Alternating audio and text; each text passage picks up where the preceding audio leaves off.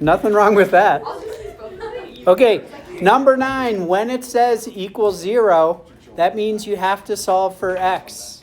Okay, so when we factor, I think about the standard form of a quadratic equation. It's quadratic because this is squared. That's what makes it quadratic. I'm writing the general form for a quadratic equation, which is ax squared plus bx plus c. Okay? So when I do this cross, I always multiply a times c up top and b on the bottom. So 1 times negative 28 is negative 28, and the b is negative 3. So I want to think factors of 28 that when I subtract them, I can get negative 3. So factors of 28, I have 1 and 28, 2 and 14. I have 4 and 7. Which ones can I subtract and get 3? So 4 and 7. So that's how I like for you guys to do it. Just write the numbers down first, then think about the signs. Because sometimes you get wrapped up in the signs and you're not sure what the sign is, and it's just pointless. So if the bottom is negative, the bigger number has to be negative, right? That's the only way to get a negative, right? So remember, you add to the, or multiply to the top and add to the bottom. Okay?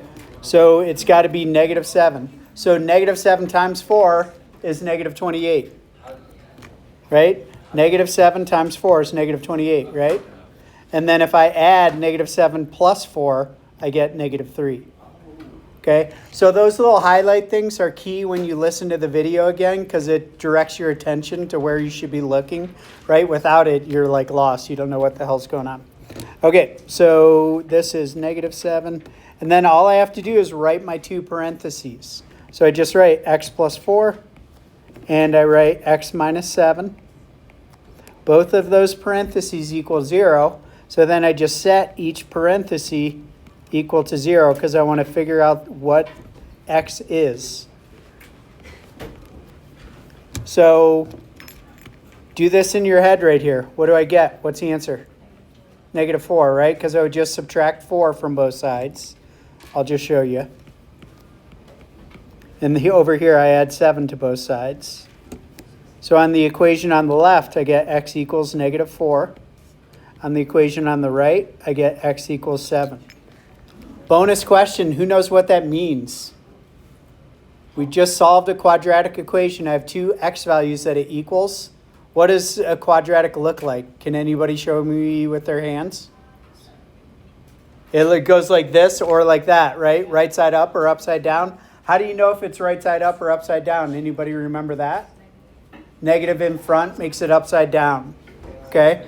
Just to, like I'll say all this stuff to you guys like 8,000 times this year, right? But we're going to start early so you can remember it. So this is a right side up parabola. What happens with the parabola here and here? It's where it crosses what? X-axis, right? So the little loop, the U part's going to hit the x-axis at negative 4 and positive 7. So that's what it means, right?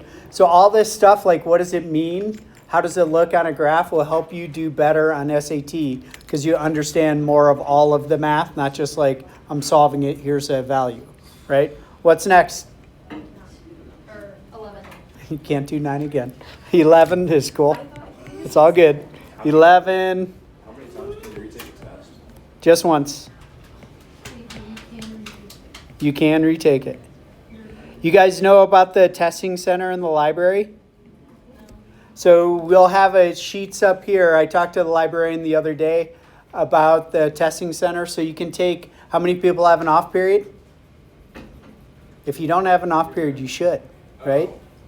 Because you can have some fun if you have an off period, or you can get your work done. So you can have fun after school.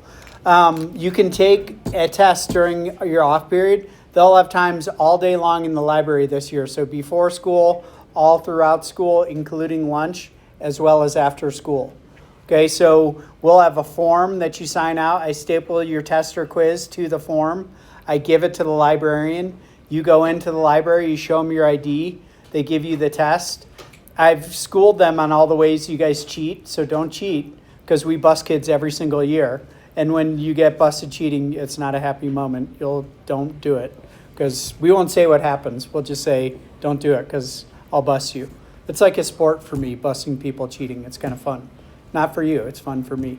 So don't cheat, okay? You can take it in the testing center, then she holds on to it, and I go check with her every couple of days, and I'll pick up quizzes and tests. You can also tell me if you retook something or if you were absent that day and you took the test, just so I know.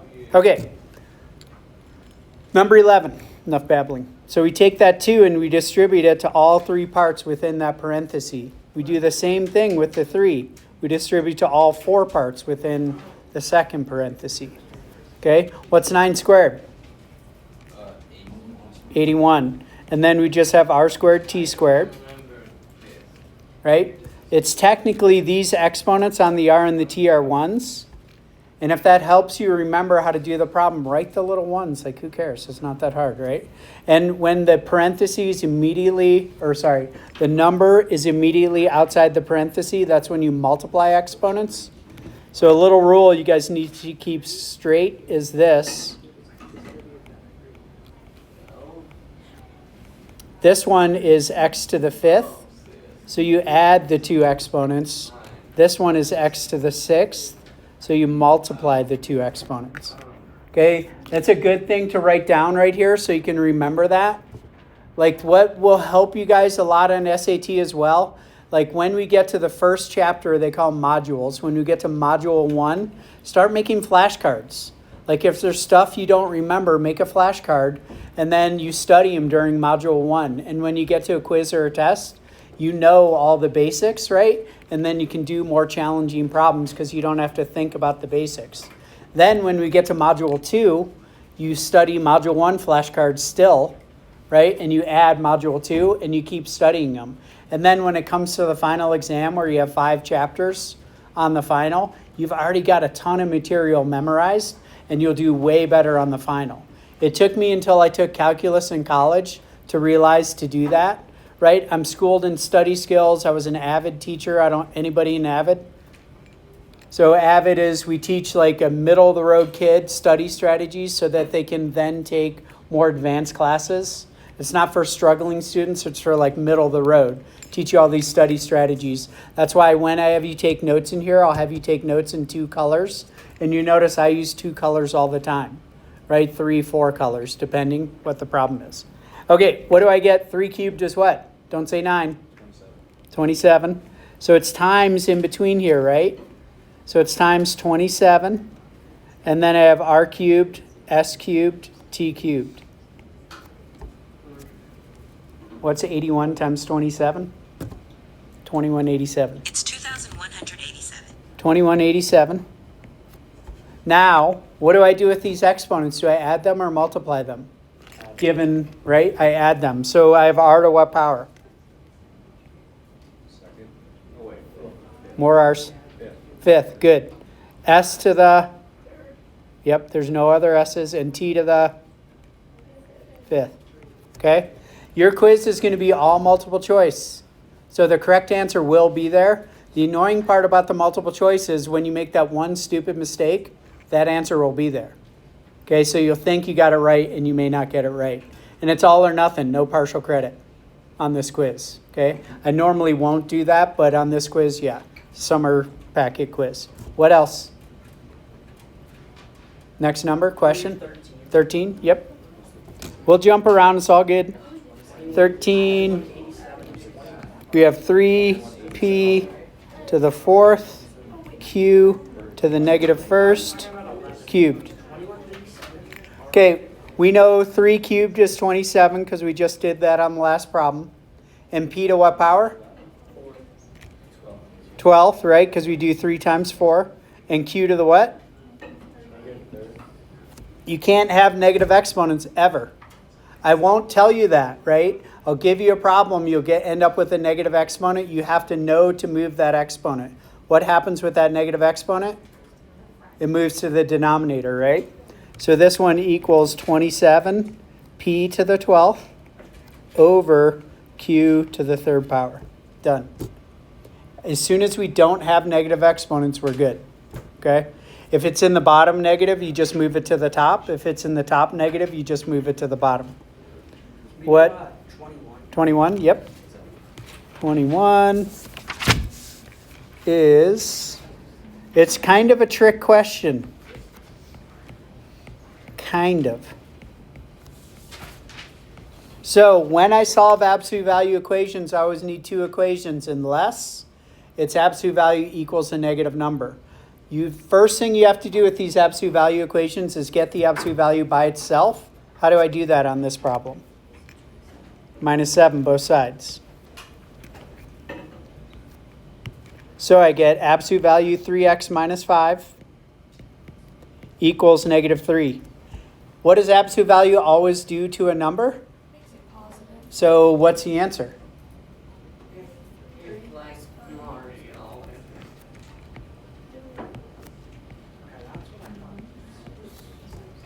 No soul. Problem has no soul, no solution. Right? You can't put any value in for x. Even if I have a negative number in here, the absolute value bars make it positive. So as soon as you see absolute values by itself equals a negative number, no solution. I will put a problem like this, not the same one, on this quiz, on your test and the final exam. If you miss it all 3 times, time for a moment of reflection, right? Like, we make a big day out of it in the second day of school. So as soon as you get that negative, you know no solution, you're done. Yes? How'd you get a fraction on 13? Because when we have this negative exponent right here, you have to move it to the bottom. Oh, okay. Because it becomes 1 over q to the 3rd power. That's why the q cubed is down there. Right. Okay? Could you do 11? 11, I mean 12. 12, yep. 12 is, it's a good one, 14, r squared, s to the -3, t to the 4th. 1 through 5 are not easy. 35. If you have your graphing calculator, get it out. I'm going to show you a trick. It's going to make you happy. So let me find my graphing calculator.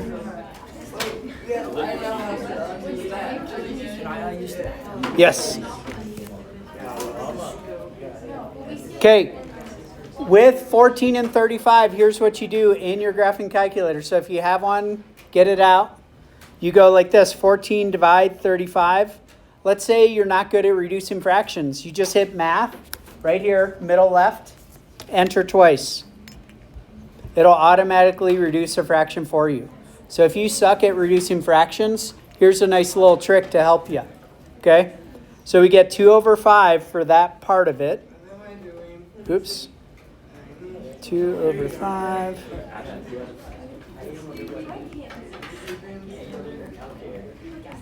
Now with the r's, I have, what do you do with exponents top to bottom? Add them or subtract them? Subtract. So when I subtract the r's, I have 2 minus -2. What's that equal? 2 plus 2. Which is 4. So r to the 4th up top. Okay? Then when I have s, I have -3 minus 5. What's that equal? S to the -8th, which is going to go on the bottom is s to the +8th. Okay? And then when I think about when it's just positive exponents, it's easier. So I look at the t's and I say, which has more t's, top or bottom? How many more? That's why there's 1 t left up top. Okay? It's really easy if you think about it like that. When it's negative exponents, you just got to subtract them, and that's the way it goes. All right, what else? 14. 14 coming up. 14, it's just annoying because you have to do 3 problems. I'm going to show you a trick on the graphing calculator. It'll make it easier for you, which is handy. So, do you guys remember this f of x stuff? Do you remember what that's called? Function notation, okay? So, it means like if we plug in -2, what's the answer? That's all it means, okay? So we're going to plug in -2 to our equation. So 5 times -2 squared minus 4 times -2 plus 7. When you plug in any number into an equation, always use parentheses. Because if I square, let me show you a little something here. Let's do this first though, and then I'll show you on the calculator. What do I have to do first in this problem? Parentheses. Can I do anything with just a -2 in the parenthesis? Nope. What's next?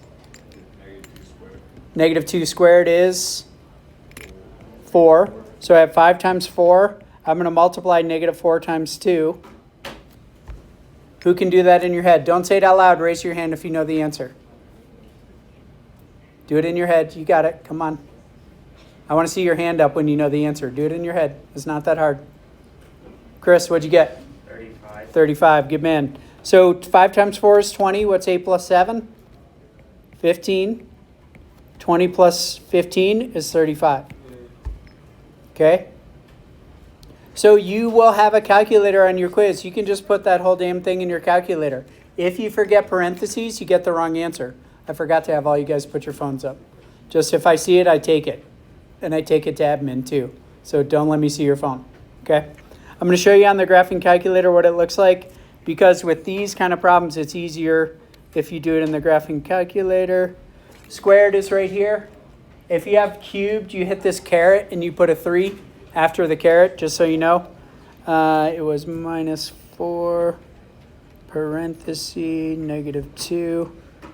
Do you guys see how different the sizes are with the negative and the subtraction sign? So you got, like, the calculator doesn't understand the difference. So you have to do the correct thing, right? If I put a negative where in front of that 4, it's going to multiply it. Okay, and you'll get a massively incorrect answer, which will make you sad. So we do that, we get 35. Now let's say I want to plug in 2. So we're going to hit second enter. It brings up the exact same problem I just put in, and then I can just erase the negatives. I erase the negative by hitting delete right here. Okay, I just hit delete and I can erase those negatives and I don't have to put the whole equation in again. And then I just hit enter, 19. Okay, so all you have to show me on a test is you plugging that in, because I expect you to use your graphing calculator after you plug it in. But you have to show me you plugged it in using parentheses. So when we do these multiple choice quizzes, tests and stuff, like part of your test might be multiple choice, you fill it in on this tiny little sheet. It's like a little bubble sheet. And then I hold my phone above it and it grades it instantly, like that. So you'll know exactly what you got wrong and right. And then I've got 3 versions. So the third version will be the retake. And you can retake. Remember I gave you that sheet that says how to be successful in math? On the back of that sheet are the times I'm available. Okay? So you can come in and retake something with me on any of these times I'm available, or you can do it in the library. I don't care which. It doesn't matter to me. Okay, I trust the library, and both of them in there know exactly how to bust you guys cheating if need be. If we plug in 0, what do we get? 7, right? Good. Because we get 7 because when we plug in 0 right here, here and here, this one cancels and that one cancels, and all I have left is 7. Okay? That's also the y-intercept of a quadratic. C is a y-intercept of a quadratic. Okay? You're going to learn more math than you ever learned in your life in here. Okay. What else? 15? So 15, same concept. We're just plugging in those 3 values.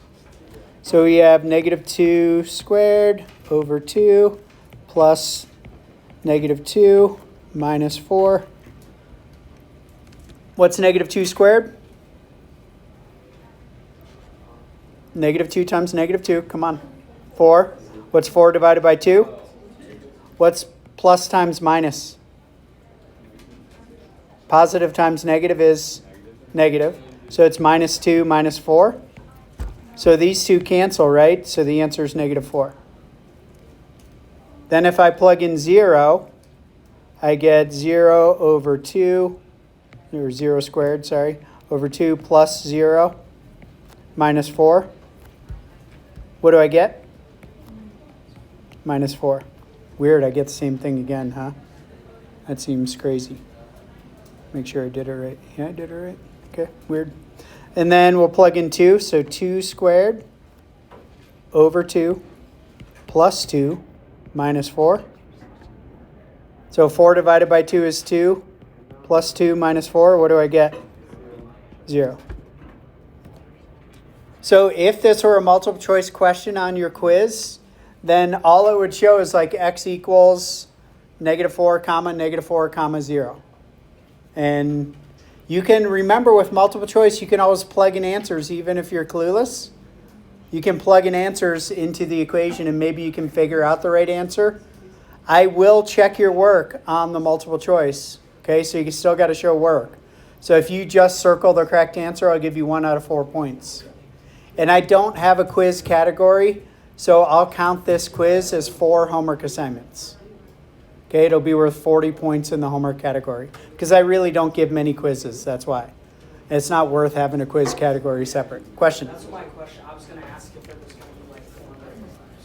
Yeah, it is formative, yeah. Because quiz technically should be formative, not summative, right? Because you're learning the material. Okay, what else you got? Questions? 16, absolutely. 16. So 4 minus 2, x plus 1, less sign or equal to.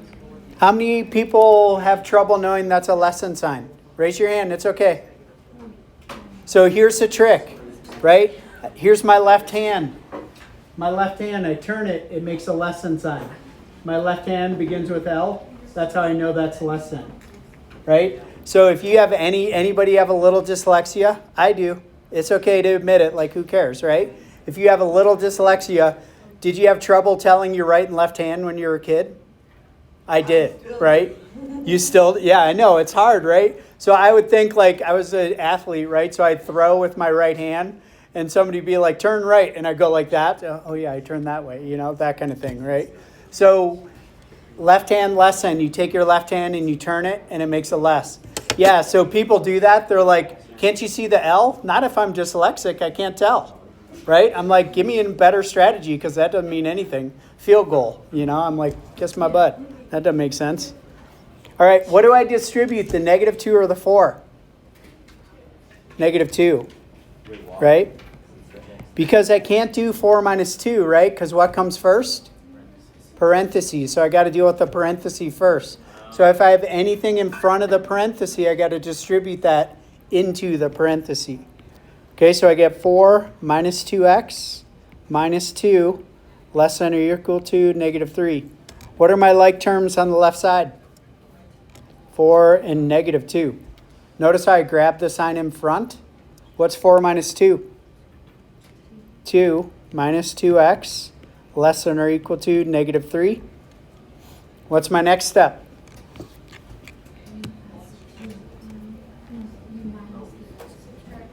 Subtract the 2.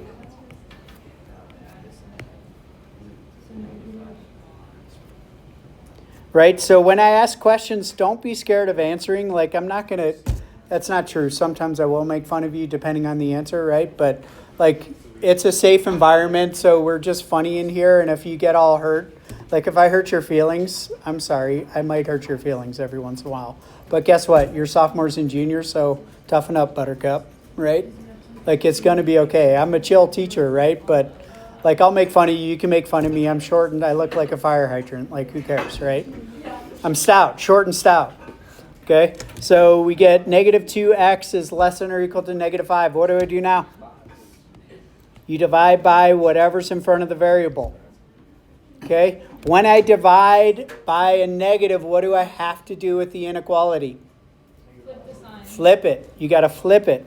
So I would write flip going like this. Because if you see it going like that, and you could even highlight it, you're more likely to remember to flip the inequality. Organized use of color is the most powerful memory strategy there is. I'll say it like 8 million times, so you want to hate me. Right? You don't have to divide it, but if it says 2.5 on the quiz, you got to divide 5 by 2. Okay? It's going to be okay. What else? 17. What's the first step on 17?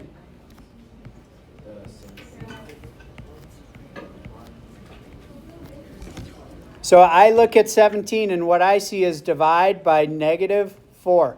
What's opposite of divide by -4?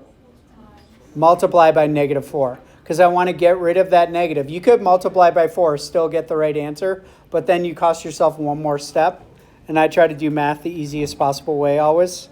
So if I take care of that negative as well, I multiply by a negative. What do I have to do with the inequality? Flip it. You got it. Good job, Scott. So we get x is less than or equal to 3. times -4 is multiply, not add, -12. Right? So that's how I'll correct you, right? I'm not like harassing you or anything. It's just like you added, you didn't multiply. No big deal. Okay? What's next? What do you want? 18? Going down the line. It's all good. 3x minus 2 plus 5 greater than or equal to 7 plus x.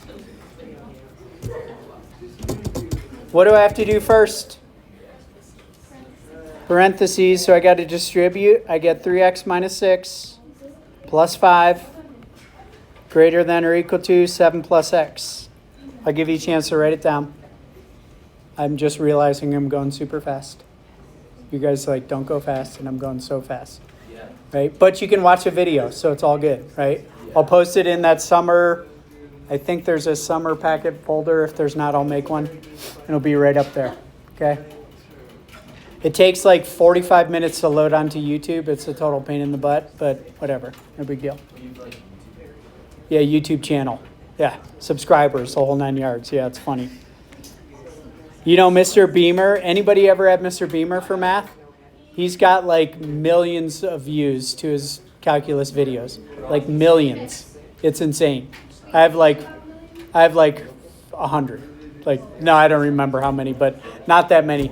Calculus is a lot harder to understand, so if you find somebody who can explain it well, you want to go there because it'll help you a bunch. All right, thank you. So -6 plus 5 is what? -1, good. So 3x minus 1. So if you get confused on what -6 plus 5 is and you don't plug it into your calculator, what's wrong with you? Plug it into your calculator, right? 7 plus x. Okay, what do I do now? I have variables on both sides and numbers on both sides. I want variables on one, number on the other. When I subtract variables, I always get rid of the smallest one first, even if it's negative. So my x's are going to be on the left side. So I'm going to add 1 to make my numbers on the right side. You can do 2 steps at once because we're big kids now. 3x minus x is 2x. The -1 and 1 cancel. Greater than or equal to 7 plus 1 is 8. And the x minus x cancels. It's not quite, right? Because I don't have x yet. What's the last step? Divide by 2. So I think when I used to teach basic algebra, I'd say divide by whatever's in front of the variable. Makes it easy, right? Negative, positive, whatever. Divide by whatever's in front of the variable. So what's x equal? If I made you graph that, what would the graph look like? See, here's how I graph. You don't have to write all the numbers down because that's a waste of time. Just write the number down. Which way does the arrow go, left or right? So is it open or closed dot? Closed dot. Okay, the arrow goes this way. Because it's equal to, it means it includes that number as well, right? So notice, I like it. You sneeze like I sneeze. I'll sneeze and I'll scare the hell out of you guys. It's so loud.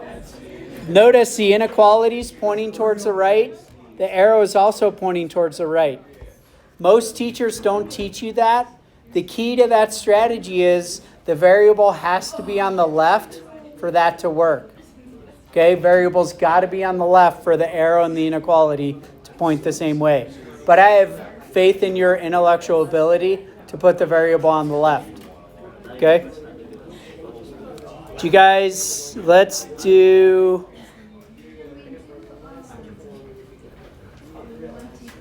24. 20. We'll just go in order. Well, I think we'll have enough time. If it's like 5 minutes left, we'll do 24. I want to make sure we get to it. We should really do 25 as well. Because 25, let's do 25 first. I want to make sure we do it. So we're not going in order. This is due today, right? Nope, it's due tomorrow. I want you to have it to look at, to study. Because I'll try to find problems that look a lot like these. Huh? Monday. Okay? Yep. A times C up top, B on the bottom. What's A times C? 12. What's B? A times C, right? A is 3, B is 4. 3 times 4 is 12. B is 8. What factors of 12 add to 8? 6 and 2. So if you are challenged at making factors, I'm going to show you a trick on the calculator. It'll make you happy. 12 is not that hard to write the factors of. But let's say, I'll show you on the graphing calculator. If you have it, get it out. I'll show you real quick. So we go here, we hit y equals upper left corner. If you have stuff in there, just hit clear. And what I'm going to do is hit 12 divided by x. X is right here. So hit 12 divided by x in your graphing calculator. And then you hit second graph. And, second graph. It'll list the factors of 12. Isn't that so nice? I teach you like crazy on the calculator. You'll love it because I teach you every trick in the book because it helps you on the SAT. And I let you use a calculator on every single test. Like we'll do these crazy graphs. Like this graph is kind of crazy, right? You're like, ugh. And then we'll do this where we like add and multiply to it and you have to graph it by hand. And you have to prove it, but you can see it on your calculator, but you have to prove it mathematically. Yeah, these are called asymptotes. X and Y axis are asymptotes, which means it'll get really close to it, but not cross it. That's later in this year. Don't worry about it yet. And the funniest thing is hearing you guys say asymptote, because you can't say it. Okay, so that's how you get factors of 12. Just revise real quick. 12 divided by x, right? X is right here next to alpha. And then you hit second graph. What a smart thing to write down if you know you're going to need that, right? Because if I give you factors of 210 divided by x, and I say which one adds to 31, and you're like, I don't know. I do 21 and 10, right? I'm a math teacher. That's why I know these things. But you can, those are all the factors, right? So it makes it super easy so you don't have to think about it, right? I want to teach you every trick in the book. Question? When do we need the calculators by like Monday, right? Not technically. I mean, I've got a couple you can borrow, but if you, like I only have 4 that you can borrow, right? You could use a scientific calculator for this test. Graphing calculator might help you with some of the tricks I've taught you, but you can still use a scientific one and be okay. Okay, just make sure you have a calculator. But even if you don't, like all of them are out, you can just set up every problem, and then once somebody's done, borrow their calculator and use that. Okay? But phone a friend. All right. Here's a good technique for solving these when you have a number in front of x squared. We're going to make a box. We're going to take this a term, 3x squared, and write it in the top left corner of the box. We're going to take this c term and put it right here in the box. So I'm going to do all my little highlighting, organized use of color. And then what happens is these numbers on the side, they go here and here. And yes, you just have to remember there's an x. Okay? We give you everything. You got to remember to put an x right there. Then what I want you to think about is what factors out of this first column? 1x. What factors out of the second column right here? 2. 2 divides into both 6 and 4. Is it positive or negative 2? Positive 2. What factors out of the first row? 3x, good. What factors out of the second row? Positive 2. Those are my 2 parentheses. I just factored it. 3x plus 2 and x plus 2. right? And then you can check by multiplying in the box. 3x times x is 3x squared, right? If I do 3x times 2, I get 6x. If I do x times 2, I get 2x. And if I do 2 times 2, I get 4. Okay, so that's how you double check. So it's really nice to factor it out, and you'll get good at taking the greatest common factor out of it. What time? How much time do we have left? 6 minutes. 6 minutes? All right. 20? 20 is a good one to do. It's easy, but you got to know how to do it. One of those kind of problems. So when we have absolute value, we need to consider, because absolute value always makes it positive, so we need to consider both a negative and positive answer with absolute value. So what you do is absolute value is already by itself. So here's a positive one, and here's a negative one. So I can solve the negative one because I no longer have the absolute value bars. That's why that's a legal math move. I add 1 to all 4 sides. So what's x equal? And what? Try again. -2, good. Okay, so the key to doing those problems is you got to get the absolute value by itself first, and then you solve for x. Okay? That's the answer? Huh? That's just the answer. That's the answer, 4 and -2. 20? 20 and what? 20 and 22? Oh, let's do 22. That one's good. So they're both y equals some stuff, right? So what I can do is just set both those equal to one another. 4x minus 2 equals 2x plus 8. Does anybody remember what that technique is called? We just did substitution. Good, right? So now I have variables on both sides, numbers on both sides. I get rid of the smallest variable first by subtracting 2x from both sides. So that puts my x's on the left. Then I'm going to add 2 because my numbers need to be on the right. Who can tell me what x equals right now? 5, good. So I get 2x equals 10. Divide by 2, x equals 5. So I'll always ask you questions like that to make you think ahead, right? And when you take a test, do that. Like try to anticipate the answer. Because if you end up with like 50 there, you're like, wait a minute, something weird happened. And then you go back and check your work. So I try to teach you guys how to think ahead always, because you'll get better at math if you do that. I think we got time for 1 or 2 more. 23? Yep. I'm going to switch x and y in the bottom. So 23, we're going hot pink on 23. 9x plus 3y equals -3. Now I kind of have to go fast. -x plus y, right? I just switched x and y right there. Equals 11. So I'm going to solve this one with elimination. If I want to get rid of the x's, what should I multiply that bottom equation by? I'm just rewriting the top equation first. I'm going to multiply this bottom equation by 9 and write it below here.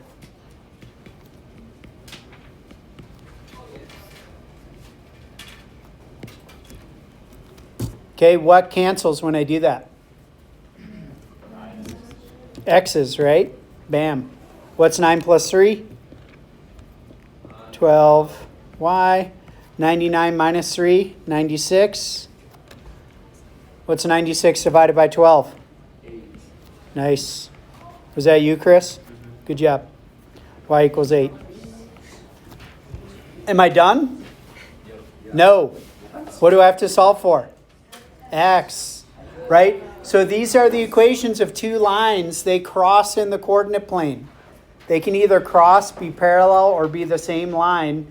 These happen to cross because I got a value for y. So all I have to do is plug it in. I'm going to plug into the bottom equation. So -x plus 8 equals 11. I subtract 8.